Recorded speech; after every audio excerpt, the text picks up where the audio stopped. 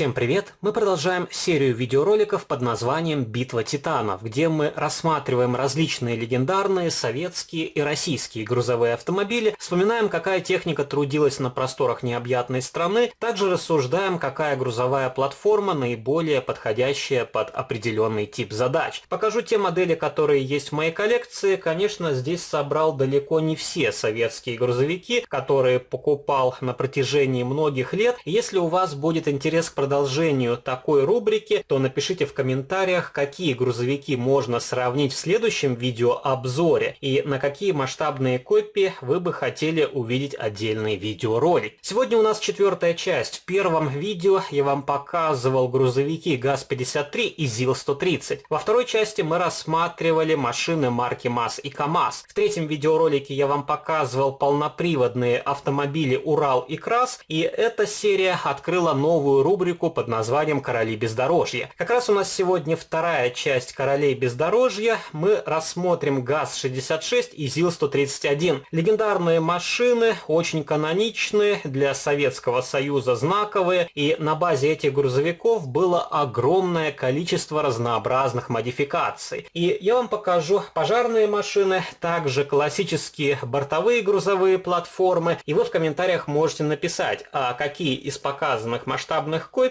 есть у вас. И начнем мы с самого первого грузовичка ГАЗ-66 от Агат. И это масштабная копия, точный клон автомобиля от русской миниатюры. И также у меня в коллекции есть оригинал русской миниатюры. Автомобиль отличается оттенком темно-зеленого, и у той масштабной копии светлый неокрашенный кузов. Кому интересно, можете найти старый видеоролик на моем канале. Эту модель я покупал уже позже, чем вариант от РМ, но тем не менее посмотрел, сейчас таких газов практически не встречается в открытой продаже, во всяком случае за нормальную цену. И у этого грузовичка я демонтировал стеклоочистители, потому что они были из тонкого пластика, и один дворничек у меня попросту сломался. Есть комплект из фототравления, но пока что не хочу ставить его на эту масштабную копию, потому что мелкие детали с легкостью могут потеряться. И у грузовика прекрасно проработан интерьер кабины, отличные покрышки, даже присутствует маркировка, великолепные колесные диски, вполне хорошая детализация кузова, очень тонкие борта, правда, на этом варианте почему-то кузов у меня немножко изогнулся. Возможно, модель стояла под открытым солнцем до того, как я ее купил, и поэтому пластик немного повело. Но я думаю, эту проблему можно исправить, немножко нагреть деталь феном и придать ей правильную форму. Прекрасные задние фонари, но опять же у агатовской модели уже желтой краской намалевали поворотники. У русской миниатюры вот такого тюнинга не было. Есть сцепное устройство, правда оно статично. Посмотрите, как великолепно проработана ходовая часть. Конечно, вид портит очень неказистый крепежный винт, но опять же мало кто заглядывает под низ автомобиля. И мне всегда нравилось то, что у этих масштабных копий настоящие резиновые брызговички. И даже на многих современных моделях такого элемента вы не встретите, а увидите обычную пластиковую толстую деталь. Прекрасно проработана светотехника, сквозные отверстия на облицовке радиатора, присутствует надпись «ГАЗ», правда, на этом варианте все залито краской, из-за этого вы не можете прочитать, что написано на передней части автомобиля. И у меня в коллекции также есть вариант от Premium Classics и одна модель от Model Pro. И, на мой взгляд, пока что в 43-м масштабе у русской миниатюры непревзойденная масштабная копия. Конечно, из промышленных брендов есть изделия ручной работы, но у них более высокая цена и, конечно, совершенно другая целевая аудитория. Следующий грузовичок – это ЗИЛ-131. Модель от Эликона, тоже довольно старая. У этого варианта открывается капот, вполне хорошо проработан моторный отсек, также съемный тент, задний борт на кузове не откидывается. Задние фонари из красного пластика, и они не совсем попадают в 43-й масштаб. На масштабной копии эти детали должны быть мельче, присутствует сцепное устройство. То, что мне всегда нравилось у полноприводных моделей от Elecon. Это рабочая балансирная тележка, вполне хорошие покрышки, колесные диски, и не вижу смысла менять резину на аналог от Maestro Models или на вариант из пакетиков АВД дополнения, потому что эти покрышки выглядят ничуть не хуже. Конечно, у Maestro присутствует боковая маркировка, но не стоит забывать, какого года эта масштабная копия. Присутствуют сквозные отверстия на облицовке радиатора. Конечно, кабина имеет ряд искажений, но опять же отлично передается образ настоящего прототипа. И не стоит забывать, долгое время у этой модели попросту не было аналогов в 43-м масштабе. И этот грузовичок у меня длительное время стоял на открытой полке, поэтому машина запылилась, и также немножко пожелтел тент на кузове.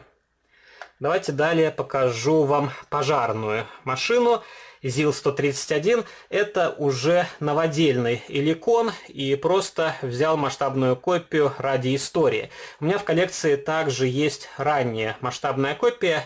Я давно делал сравнительный видеоролик, где показывал отличия между двумя моделями.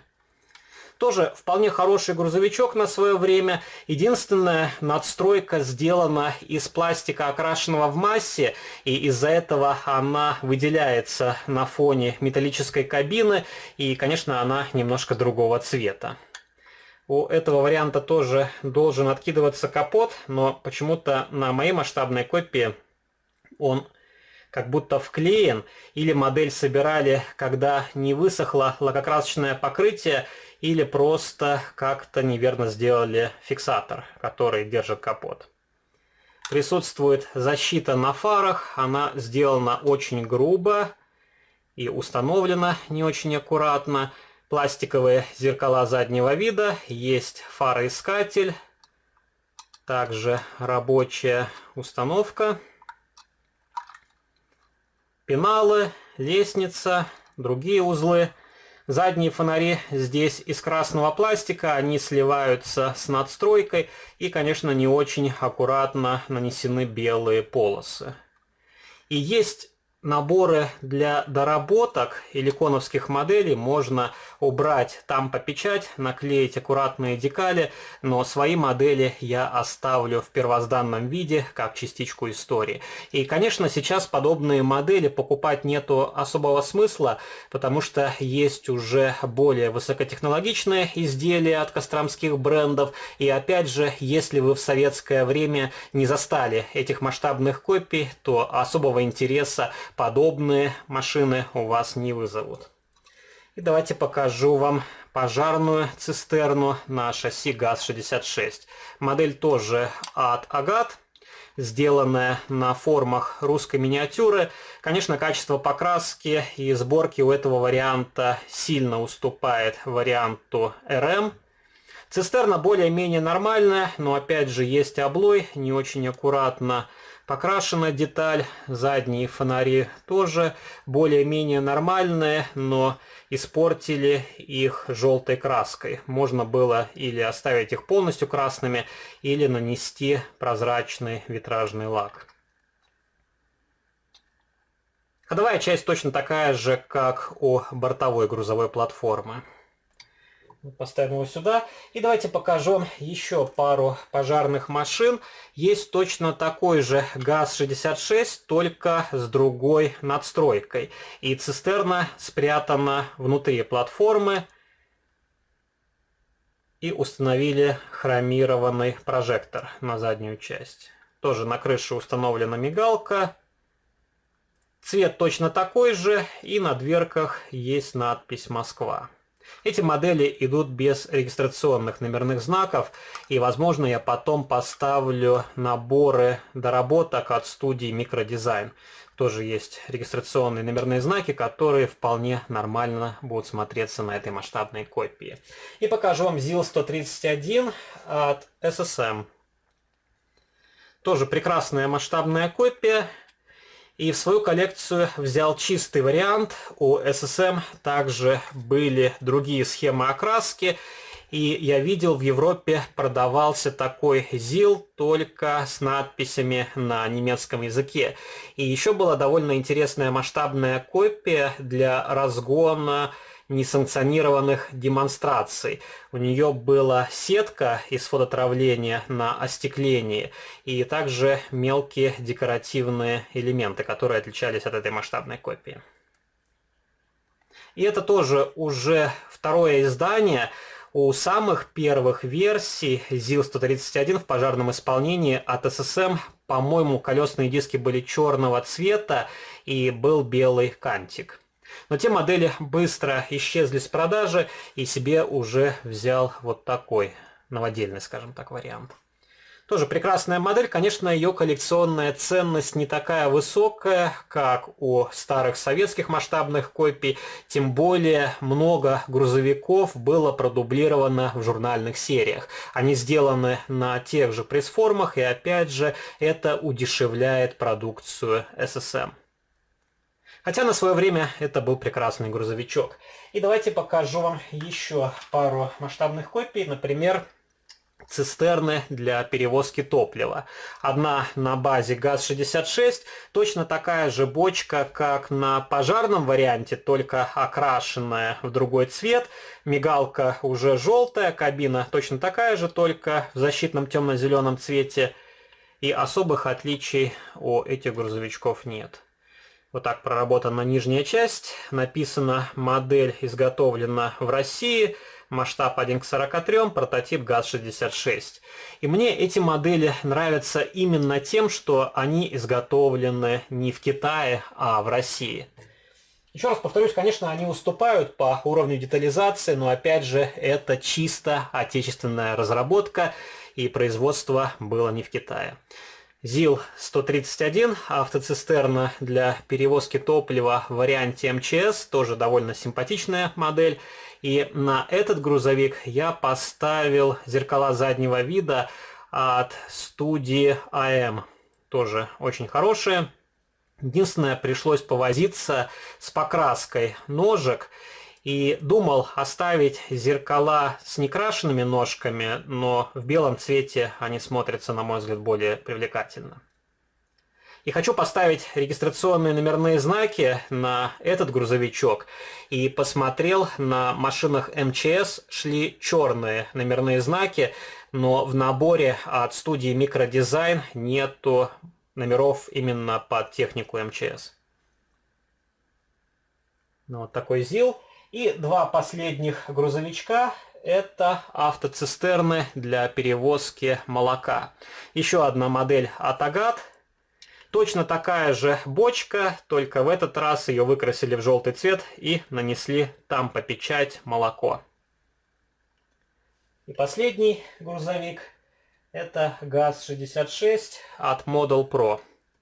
И автоцистерна без опознавательных знаков, ее можно причислить к молоковозу, а можно к обычному водовозу. И у этой модели откидывается кабина, правда она довольно жестко защелкивается на пластиковой раме, и отлично проработан моторный отсек. И эта машина уже окрашена зеленой матовой краской.